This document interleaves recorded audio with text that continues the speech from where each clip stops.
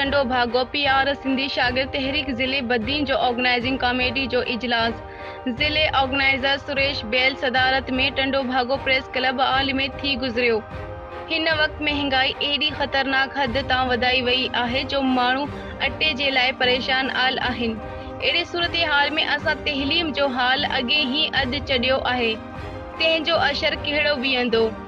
वो सोचियो अलंग कांडार जो वञनि ॿिए पासे उतरादो पाणीअ जी शदीद कोड पैदा करे असां जे ज़रायत खे हथ वटी तबाह करण जी साज़िश रती वई आहे। सिंध जे लाइ पैदा कयल वयल अहिड़ी सूरतहाल खे मुंहुं ॾियणु शदीद ॾुखियो कमु आहे। हिकिड़ो बदमाशीअ जो राज क़ाइमु थियल आहे। अहिड़ी संगीन सूरतहाल खे मुंहुं ॾियण लाइ हिकिड़ो वॾे जिदोजहद जी ज़रूरत आहे।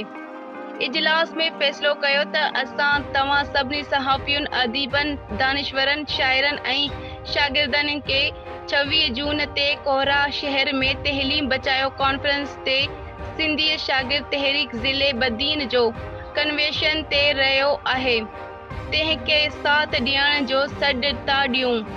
इजलास में शरीक दोस्त जमील मलार, रशीद आले पोटो, दिलदार नूहाणी, हबीब कलोई, सरवाण हाले पोटो, सचल हाले पोटो ऐं ॿियुनि अॻवान शिरकत कई।